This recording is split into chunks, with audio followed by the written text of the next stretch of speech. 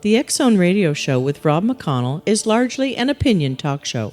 All opinions, comments, or statements of fact expressed by Rob McConnell's guests are strictly their own and are not to be construed as those of the X Zone Radio Show or endorsed in any manner by Rob McConnell, Relmar McConnell Media Company, the X Zone Broadcast Network, its affiliated networks, stations, employees, or advertisers.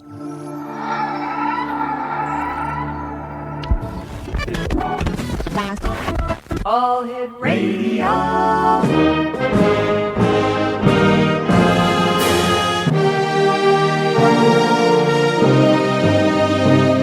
Welcome to the X Zone, a place where fact is fiction and fiction is reality.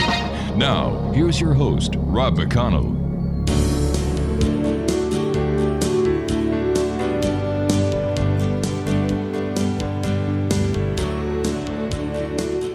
And good evening, one and all, and welcome to the X Zone. I am Rob McConnell. We're coming to you from our broadcast center in Hamilton, Ontario, Canada. And for the next 4 hours, I am your host. I am your guide as together we cross the time-space continuum to this place that I call the X Zone. It's a place where people dare to believe and dare to be heard. It's a place where fact is fiction and fiction is reality. And the X Zone comes to you Monday through Friday from 10 p.m. Eastern until 2 a.m. Eastern. Right here on the X Zone Broadcast Network, Talkstar Radio Network, Mutual Broadcast Network, and iHeart Radio.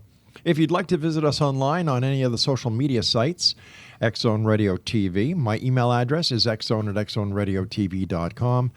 And if you'd like to find out about the programming we have available for you 24/7, 365 on the X Zone Broadcast Network, it's all with our compliments at www.xzbn.net.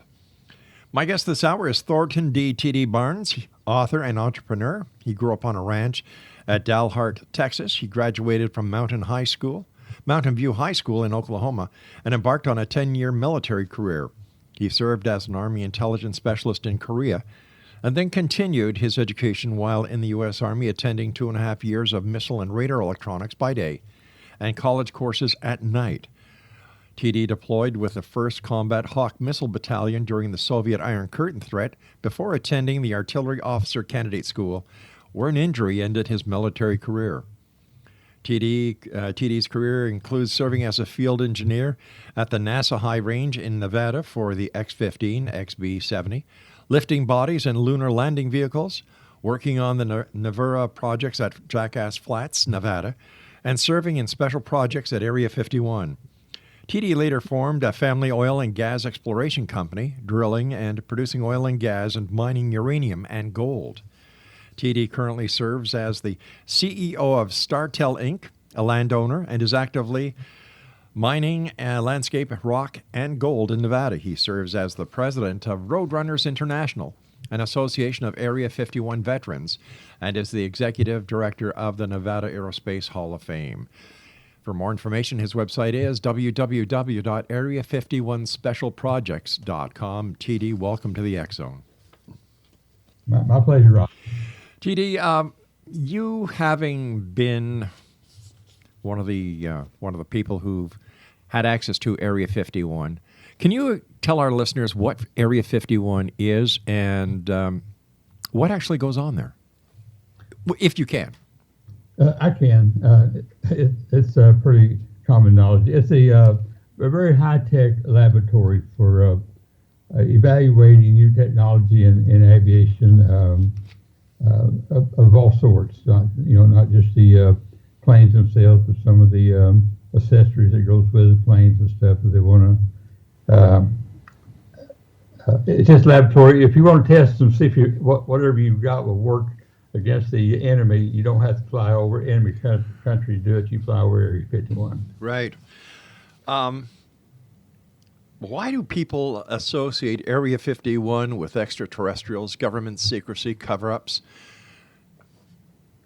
Yeah, that's a good question. And what the answer is no one knew about Area 51 until the Air Force took over in 1979. The CIA had run it since 1955 up to that point. And when the Air Force took over, that's when word got out that there was an Area 51 and people wondered what in the world has the CIA been doing for the last 20 years that we didn't know about, and somehow it got imagination run a bit wild because they didn't know. No one had a clue, and the ET thing took hold, and everybody loved to associate that with the Area 51.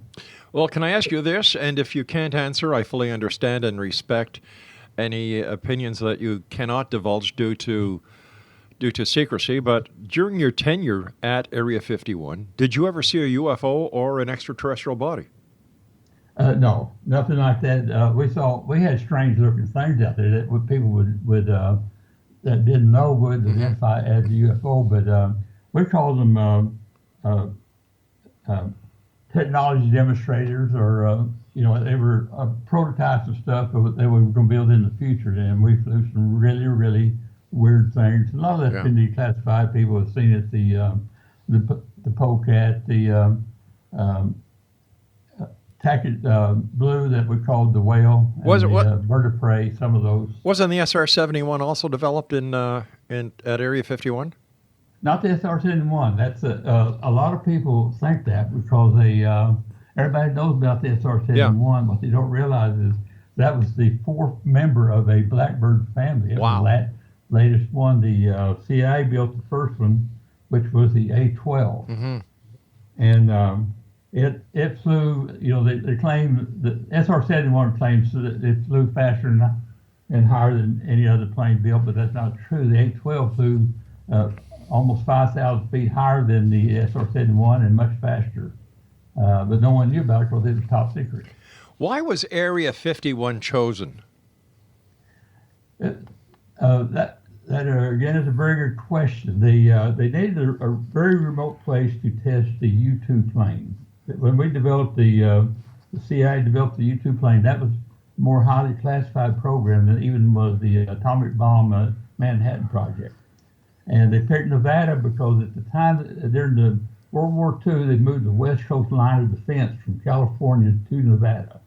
And so the Navy was here, the Coast Guard was in Nevada, the Army, the Air Force, everyone had moved it to Nevada. Plus, we just had 237,000 people in the entire state. So with all these military installations scattered throughout the state, this was the ideal place to hide a program for the U-2 program. And quite frankly, it wasn't hidden. Area 51 was really never a secret. They advertised that they'd built it, but it's just it had a cover story. No one knew the CIA was involved. Wow. It was a NASA project and the Atomic Energy Commission. So why the CIA and not the Air Force at Area 51? Well, there's quite a battle on this. When they wanted to build the U-2, we came out of the Korean War, which was a proxy war between the United States and Russia. And the Russians put up the Iron Curtain and wasn't letting anyone know what they're doing. And they put the Sputnik up. They put the first satellite into space, and they put the first man into space. We thought they was way ahead of us, and we were trying to find out what was going on behind the Iron Curtain, or we lost 10 planes and 75 crewmen before that very few people know about, shot down in Russia before we decided to build the U-2. They tried to get the Air Force to do it, and General May flat refused to build a plane that didn't carry guns and shoot drop bombs.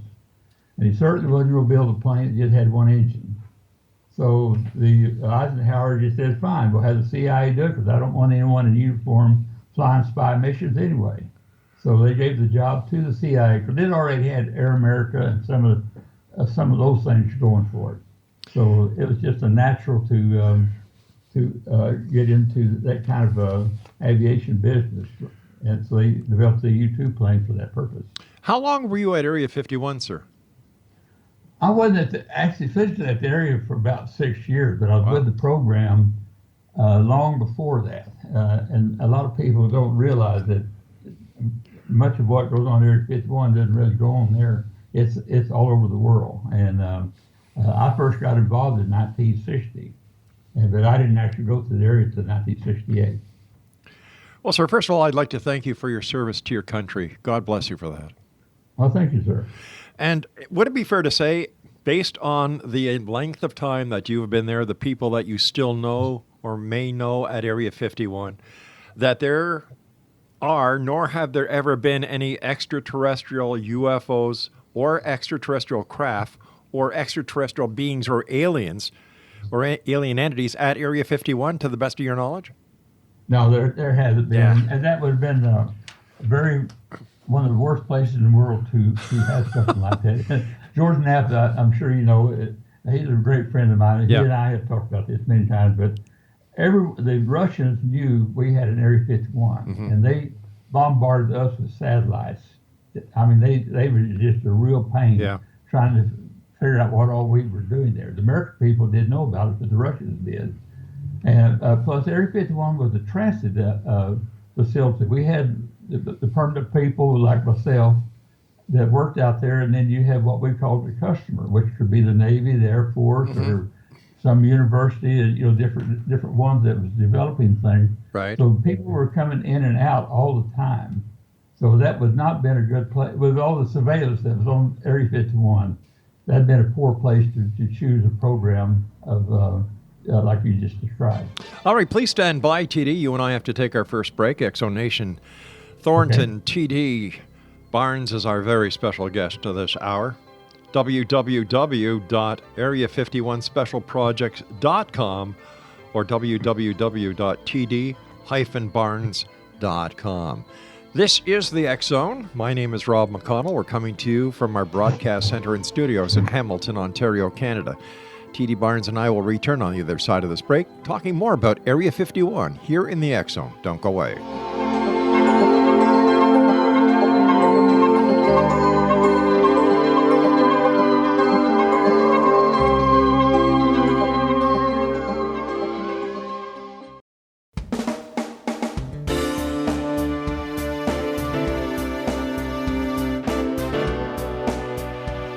Welcome back, everyone. TD Barnes is my special guest this hour. www.td-barnes.com and www.area51specialprojects.com. TD, thank you very much for joining us tonight, and once again, thank you for your service. Thanks, sir. What did the CIA actually develop in Area 51? Well, the first thing they developed was the U-2 plane, and the Area 51 was never supposed to be a permanent facility. The CIA just picked it for the U-2, and once they got through training their flight crew for the U-2, they moved out. And just by coincidence that Lockheed built the U-2, they also got the contract to build the A-12 Blackbird. And they said, well, we already know about Area 51. Let's reopen it and do the A-12 program there, which was the Oxcart program. Right. And toward the end of Oxcart, the CIA already knew that they were getting out of the reconnaissance business, but they were very deeply into stealth. You know, the A-12 was actually our first attempt at a stealth plane. A lot of people don't know this, and we succeeded in getting about 90% stealth. But the CIA was really, really involved into stealth. And then at the same time, we were losing so many pilots and crews in Vietnam that we got our hands on the first MiG-21 and brought it out to Area 51 along with a lot of Soviet radar and what have you. And we developed, we learned so much from exploiting the enemy's aircraft that became a trade at the Area 51 that continue probably even today. While you were at Area 51, sir, were you a member of the U.S. military or were you a member of the CIA? I was actually contracted for the CIA. Okay. I wasn't military, no. But they most of my work with the CIA was as a contractor. And even while I was on the NASA high range, the NASA site at Beatty, Nevada, where I was at, was a member of what we call the Seven Sisters. And anytime they was having a flight out at the Area 51 of the A-12, which your listeners may not be familiar, it flew Mach 3 and about 90,000 feet. It's faster than a bullet. Anytime they're going to have a flight, they would notify my radar site and the other six sisters were the Air Defense Command radar sites. And they notified the different sites and said, we're going to have something flying today. Track it, but don't record it, don't mention it, don't say a word. And along the same note, you had the FAA had people stationed there that they would get a hold of all the flight centers, Los Angeles and different places, and say there's going to be something flying today, real high and fast. Do not report it. Mm-hmm. And then they had the Air Defense Command do the same thing with all your military radar stations that was in the region. They said there's going to be something flying today. Don't mention it. Don't record it. Don't say a word. Wow. Now, you said you were a contractor for the CIA. What is a contractor compared to, is that somebody who is hired from the outside to work with the CIA on certain projects? Yeah, a lot of people don't know that about 60% of the CIA is actually military people under contract. They're not, say for example, our pilots, they were all Air Force fighter pilots. Right. And what we call it, we call it sheep dipping. You resign from the military and you sign a contract with the CIA. And then, so you're actually working for the CIA and like with our pilots, when the project was over with, they tore up their resignations as though they had never happened, promoted them, and they finished their military career as though they never left the military. Wow. But like I said, we call it sheep dipping, but about 60% of the CIA is military. You know, it upsets me when I hear all the different stories about people who go to Area 51 and they blatantly break the law trying to find out what is going on in this restricted area. And I've always said to my listeners throughout the years hey, if it says hands off, it means hands off. Stay away means stay away. No trespassing means no trespassing, because what goes on there is in the defense of our country. And I don't understand why people need to try and push the envelope and have everything exposed. And if it's exposed to the public, then the enemies of the United States who can use this information against us. How do you feel about that, sir? I feel that way very much. A lot of people don't realize that what's the secret about Area 51 is it's not something that the military or the CIA or someone is doing. It is like, right now in the news, they've been talking about the replacement for the SR-71. You know, they talk about the SR-72. Well, you got Boeing and Lockheed both in competition with each other to develop a plane to sell to the government that will do this job. So and what they do, they test them like Boeing tests theirs up in Washington. Lockheed will do theirs probably in California. Mm-hmm. But they bring them out to Area 51 to show the government what have we got. You know, we say, all right, what have you got? Show right. us. Well, it worked. So they don't want. Go ahead. No, sir, I'm sorry. All I was going to say is that it sounds like Area 51 was actually a place where different manufacturers could bring their products that were, for example, aircraft or other equipment that the government might want to buy. It was like a showcase room. It is, and you would not want Boeing being able to spy on Lockheed and vice versa. So the secrecy is to protect the customer. These guys are customers, and that's the CIA actually turned it into a business. As they supplied the people that's got the know-how and the equipment, and these different companies could come in that's wanting to sell something to the Navy or the Air Force or whatever, and that's where they could demonstrate that it would meet the specs that the buyer wanted. I do not believe that 75% of the American public and other people around the world realize the importance that the CIA plays. When you think of CIA, you think about espionage, counter-espionage. But the venue of the CIA goes much further than that. And do you think that if the people actually knew the width of the CIA and how it plays in national security, that they would have a different outlook on the CIA? They would, and I can give you a good example, Rob. Please. When they started developing the A-12, we knew that the Russians had built a new radar. We were picking up reflections of that new radar coming off their ICBMs being tested inside of Russia. And they moved the radar to Cuba, this before the missile crisis. Well, we got wind of it, the CIA did, so it was flying flights out of Fort Bliss, or actually a big Air Force base next door. A ghost plane would fly at Russia to determine whether or not this radar was going to be able to detect and track the A-12 spy plane that we were building at Area 51 and be able to shoot it down. So we would take a run at Cuba with this, we called it a ghost plane. It was C-97, antennas all over and everything, and make them turn on their radar on their defenses, make them think that, we were the enemy. Right. So we could see what they had. And what we determined from that is, yes, they will be able to shoot down anything we build. And we never flew another mission over Russia after Gary Powers got shot down. Absolutely none. Yeah, I remember that incident with Gary Powers being shot down and the history behind it. Yeah, what we did in this case, we built a big old dish and put it off right out of Morgantown, New Jersey, right off the turnpike. Right. We aimed it at the moon, and in a little more than 30 days, we pinpointed every radar site in Russia by the reflections off the moon. Wow. Now And there's that's what the CIA was doing. what was it like living on Area 51? It was, well, to me, it was boring because I came off the NASA high range. Right. And there we were flying the F-15, we were flying everything.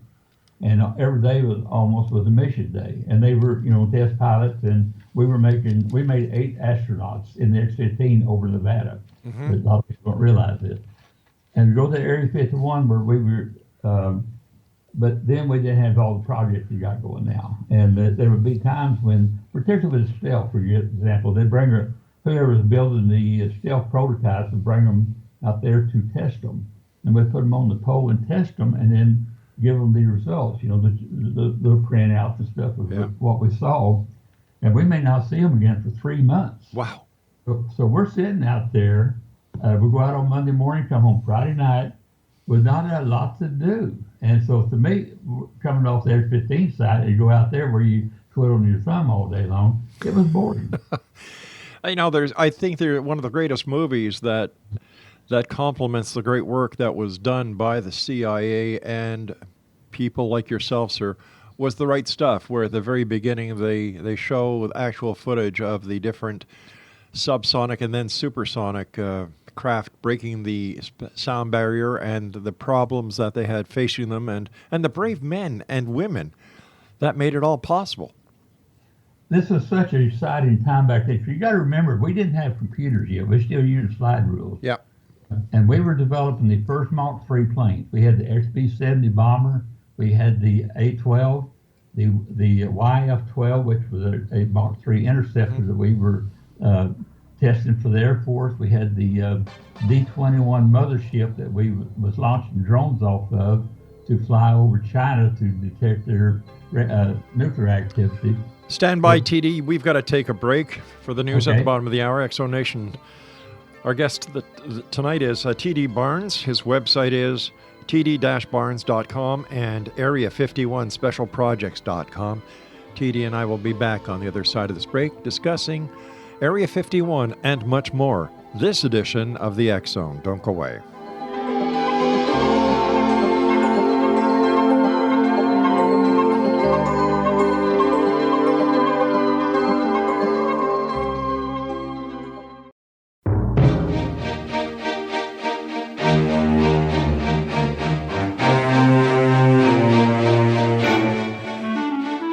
TD Barnes is our special guest this hour, X Zone Nation, www.area51specialprojects.com. I was wondering, TD, if you could discuss with us secrecy, how it worked. We've heard about the compartmentalization that goes on in Area 51, need to know, etc. So can you just give us a broad range of what is, goes along with each title? Yeah, sure. I use my team, for example. There was 23 of us in special projects, and each of us was a specialist in our own field. And we worked together. We very close-knit group. We when they recruited us, we all either had a boat on Lake Mead or a cabin on Mount Charleston outside of Las Vegas. And this gave us something to talk about all week long while we were staying out at the area. And but we would as we grew out there, we had different customers. We were doing different things. I was in radar, and that sort of thing was my background. But some of the others had other fields that they were in, and so they may be dealing with a different customer than I would. So I wouldn't walk into their room. I knew basically what they're doing. They knew exactly, or basically what I did. But you didn't ask. You just say, who are you doing this for? Or how's it work, or any of that sort of thing. It was compartmentalized, and this was good and it was bad. We was able to keep it secret. But when we get together, even today, 50, 60 years later, there's still areas that we don't talk about because we still don't know whether it's been declassified or not. But when the CIA started declassifying the Area 51, what they did out there, they realized that they didn't know what we did. And the chief historian called me about 15 years ago and said, we need help reestablishing the history of what was accomplished at Area 51. And we started working, bringing in the engineers and different ones, but even the pilots, when we was flying over Vietnam and North Korea, the pilot come in from a flight, and we'd have two on station at a time. We'd rotate them back and forth from Area 51, and he would say, "How'd your flight go today? Or what did you see?" Or you just did not ask, and you didn't expect to ask anyone, and you expected them to ask you. That's just the way it was. How did your families cope with the secrecy, and I'm sure the long times away from home that you and the other members who worked at Area 51 had to, you had to just, you left the base, bang, it was private. The families were, first of all, they were pretty well used to us working on classified projects before we went to Area 51 while we was in the military. Right. But the agency, when it screened its people to go to Area 51, it looked at the families almost as much as it did the individual. Your wife, if she drank too much, or they're afraid of the Russians being able to blackmail us, our families. So they screened the families so closely that that was never an issue. The families didn't want to know where we worked. My wife found out where I worked and what I did in 2009. They flew us back to Langley when we dedicated the plane on campus. And that's when the director authorized us to tell our wives where we were. She had no idea where I went to on Monday morning when I got on the plane and left. I'd have a windbreaker on my arm, briefcase, and it'd be 104 degrees here in Las Vegas. It's cooler there at 51. But she thought I was out of the country. What did she say, or what was her reaction when she found out? What you... Yeah, that's good. Yeah, that's a good one. But she found out I was on 85 miles away from home all that time. Oh, my gosh. She was almost mad at us. You were that close to home, and you couldn't come home at night. But back then, we didn't have the Janet Airlines or any of that kind of stuff. We always laughed and said we flew up there with bombs and chickens, whatever happened to be going to Area 51. That's what we flew up in. But it wasn't quite true. Our group, the special projects, we did not fly with the Air Force.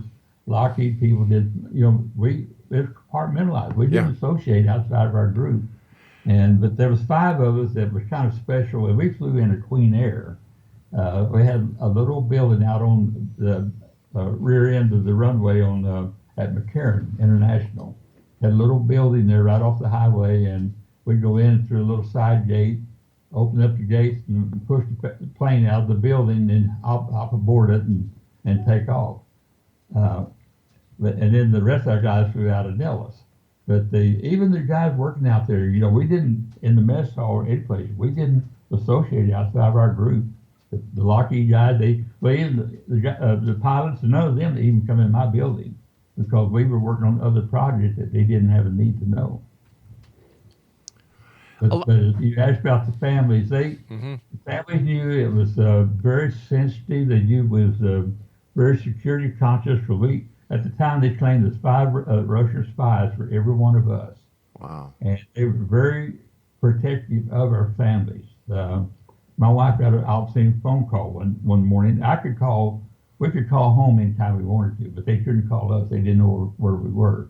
They had an emergency number at Nellis Air Force Base that they could call in an emergency. But we called home 2 or 3 times a day, but they had no idea where we was at. And anyway, my wife got a obscene phone call, and they called them by name, and I notified security, and within minutes they had people guarding my family, and Wow. they guarded for about 3 weeks until it was finally decided just a random call. But they were very, very serious about someone trying to get to us through our families. People who purport and promote the fact that that Area 51 is a base where extraterrestrial wreckage and extraterrestrial alien entities are, UFOs are always point to the fact that the unmarked aircraft that leaves Nevada with people on board that flies to Area 51 is part of the proof that something nefarious is actually happening at Area 51. What is the significance of the unmarked aircraft that goes to Area 51? Yeah, the Jackass Flats.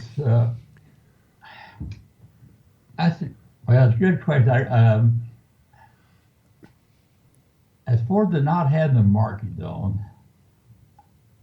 I guess that's just part of the trying to keep it secret. Right. That's your question. I don't know why the. Okay. Well, I don't know what they would put on them. Because they're not Air Force. Mm-hmm. They're contractor planes. So, but they're not a regular airline. That's a good question. Oh, okay. They're just unmarked planes. I don't know whether it got any significance or not. That I don't. Because it's pretty common knowledge that they do fly out there, Sure. and people have known that for quite some time. And I don't know if there's any significance to the fact that they're unmarked. What I was just your? don't know what they put on them. Yeah, I guess not. That would be contrary to the fact that there's such high security. If they were actually to advertise, this plane goes to Area 51, employees only, this way. Was there ever an awe-inspiring moment that you had while working at Area 51? Something that just blew you away? Not really. No way. The MiG planes. I love the MiG program because when in Korea we were trying our best to capture a Russian flying a Soviet MiG during the Korean War. We wanted to catch them red-handed, and so particularly the little MiG-17 and MiG-15s. Mm-hmm. When we got those out of the area, I just loved those little planes. But I don't think there's anything new there. I kind of expected what we found with them, and but what the good that came out of that, we just totally turned around the kill ratio in Vietnam with the MiG planes. That's the reason that the Navy came up with the Top Gun weapons school and the Air Force the red flag exercises. Is we had a 9-to-1 kill ratio against us in Vietnam. We lost 15 planes in one day. Didn't shoot down a single one. Wow.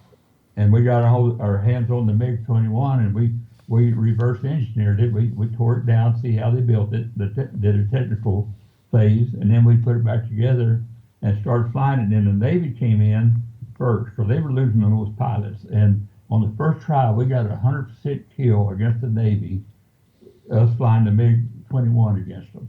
And the Navy, within 2 months, they realized that it was not the planes that were shooting them down, the reason for the losses. They simply didn't know how to fight.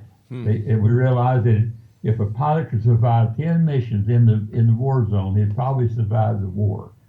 And we're sending over there green. They just didn't know how to fight.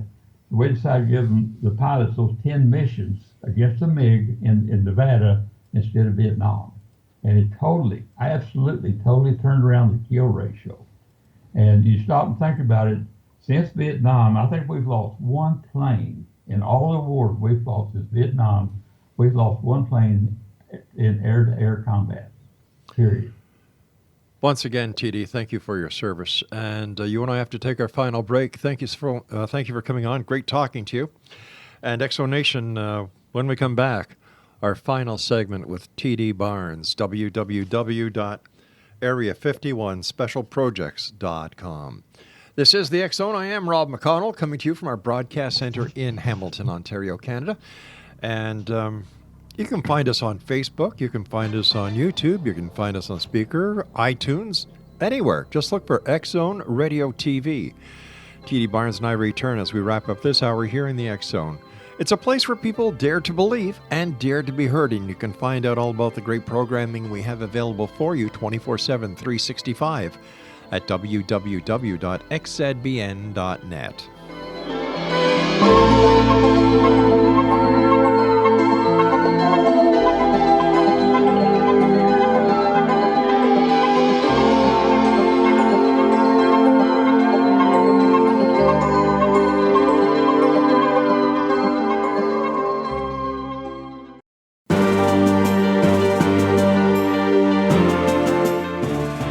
Welcome back, everyone. My guest this hour, TD Barnes, his website, www.area51specialprojects.com. And as I was saying, too, while we were on that commercial break, TD, I thank you and the other members of all the different teams that have worked at Area 51 and other places around this country of ours in order to protect the freedom and the democracy that people like you have guaranteed us that we have today. So thank you for your service once again, sir. Well, thank you. I really appreciate it. TD, we also were talking about awe and things that just were put you in awe-inspiring. And you were telling me during the break about, what was it again? A prototype that you saw. Yeah, they brought a prototype out. This is in 1969. And this ended up, later became the F-117, but they brought a prototype out there, the weirdest looking thing I ever saw in my life. We put it on the pole, looked at it, did the little charts and graphs of the return to the signatures we got. And they took it back and worked on it for about 3 months and brought it back out and looked at it. And we got that thing down to the point where we had to put a thumbtack in it to get a ping on the radar to know what part of the prototype that we were looking at on the return. Kept going down. It got where the metal pole that we had it on was giving us too much background noise, so we built a styrofoam pole to put it on. And we got this thing down. They trimmed it down until it got where the rims on the pilot's glasses would show up more than the plane did, and his helmet. And that, mind you, that was 50, 60 years ago. You just imagine what they developed since then. But that was the process we went through over several months of time. But that just to work out the wrinkles, they bring it out, we'd look at it, and they go back to the drawing board and change this, change that. And that was a very exciting period of time. Well, what was it like for you and the other members of your team the day that the first astronaut lifted up and you knew in your heart that you and other members of the Area 51 team were part of that magnificent feat? Oh my God, we're so proud of that, because I'm so fortunate to get to work with so many of the test pilots that later on became part of the space shuttle. And we worked with Neil Armstrong out there. He was on the X-15 program. And in fact, we almost lost Neil, the first man on the moon, while he was testing the lunar landing vehicle down at Edwards. It blew up on him, and he was able to jettison out of it. But we lost 20% of our pilots on the with the A-12 program, which was very, very sad that we had that kind of losses. And of course, the SR-71, the Air Force never experienced that, because the time the SR-71 came along, we had already gotten all the wrinkles out of it, the problems out of it. But I've got the greatest admiration for test pilots. They get in, jump in that thing and say, let's see if this thing will fly. And you just got to admire them. These guys really had a lot of nerve to do that. Yes, they do. Yes, they do.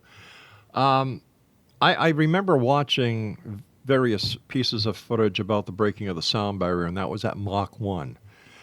Then Mach 2, and you were talking about aircraft that could surpass Mach 3. What was that like, and what did the experience of breaking the sound barrier give to you, your crew, as well as the test pilots? Yeah, but Chuck Yeager broke the first sound barrier. That was a major breakthrough. Yeah. So we didn't know what would happen when he broke through it. But you know, I talked about that we went through the era of going into Mach 3 flight. Yep. A plane flies Mach 2.5 Mach, gets up to about 450 degree temperature, just air friction. At Mach 3, our planes got up as high as 2,200 degrees. Wow. Around the air intake, and the windshield get up to like 800 degrees. The temperature was our biggest enemy. It wasn't the engines. We could, the Pratt & Whitney engines we had would go over 100,000 foot altitude. It was the metal. We used titanium, but we had to invent everything about those planes. Everything. I mean, your fuel tank got up to 600 degrees maybe. Holy cow.